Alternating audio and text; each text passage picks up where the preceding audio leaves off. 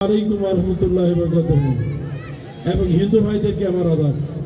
প্রিয় ভাইরা, আমি আপনাদের উদ্দেশ্যে বলতে চাই যে আজকে আমি এই আল্লামা তাকিয়া উচ্চ বিদ্যালয় এবং কলেজের বাচ্চাদের যে অত্যন্ত অনবদ্য একটি সাংস্কৃতিক অনুষ্ঠান উপভোগ করলাম, যেটি দেখে মনে হলো যে ঢাকায় বসে কোথাও অনুষ্ঠান দেখছি এবং পারফরমেন্সগুলো মনে হচ্ছিল যে তাদের মতো সবচাইতে ভালো।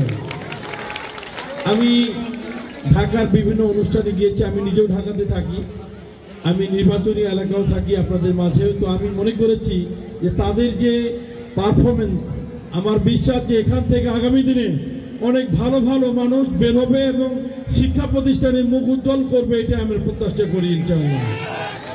আমি আপনাদের উদ্দেশ্যে বলতে চাই, শিক্ষার কোনো বিকল্প নাই। শিক্ষা জাতির মেরুদণ্ড, আমরা ছোটবেলা থেকে পড়ে আসছি।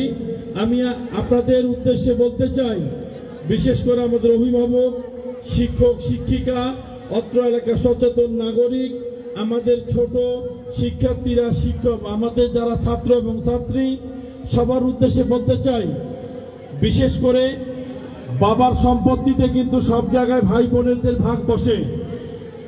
প্রত্যেকটা কড়াই গন্ডায় কিন্তু সবাই ভাগ করার জন্য প্রস্তুত থাকে। যদি শিক্ষা গ্রহণ করি, এই শিক্ষার কোনো ভাগ নেই, যেটাই শিখবো সেটাই কিন্তু আমার জীবনে সবচাইতে বড় প্রাপ্য হবে, যেখানে কেউ ভাগ বসাতে পারবে না। শিক্ষিত জাতি পারে বাংলাদেশের আধুনিক বাংলাদেশ গড়ে তোলার জন্য। প্রত্যেক শিক্ষার্থীর কাছে আমাদের বিনীত অনুরোধ থাকবে যে আমরা বিগত দিনে দেখেছি যে শিক্ষা প্রতিষ্ঠানের মান যেভাবে ছিল, আমরা সেই শিক্ষা প্রতিষ্ঠানের মান থেকে বেরিয়ে আসার জন্য ইনশাআল্লাহ চেষ্টা করব। আজকে তারুণ্যের সমাবেশ 2025 বগুড়া জেলা প্রশাসন কর্তৃক আয়োজিত, এবং আমরা দেখলাম বগুড়াতে একটা অনুষ্ঠান হলো। সেই অনুষ্ঠানে আমি আজকে ছিলাম, জেলা প্রশাসনের অনুষ্ঠানে।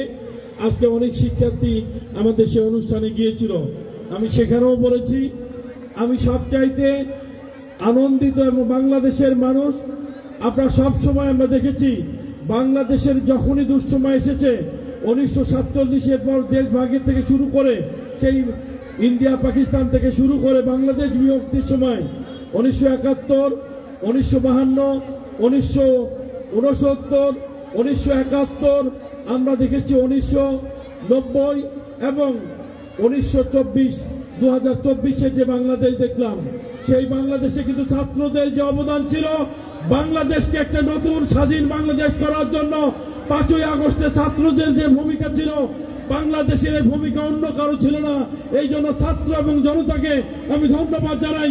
বাংলাদেশকে নতুন করে গড়ার জন্য একটা নতুন বাংলাদেশের রূপরেখা দিয়েছে এই ছাত্র সমাজ, যেটা আমরা পারিনি, কোনো পলিটিশিয়ান পারেনি, কোনো রাজনীতিবিদ পারে নাই, কিন্তু ছাত্র জনতা রাস্তায় নেমে বাংলাদেশকে ফ্যাসিস্ট মুক্ত একটা নতুন বাংলাদেশ উপহার দিয়েছে।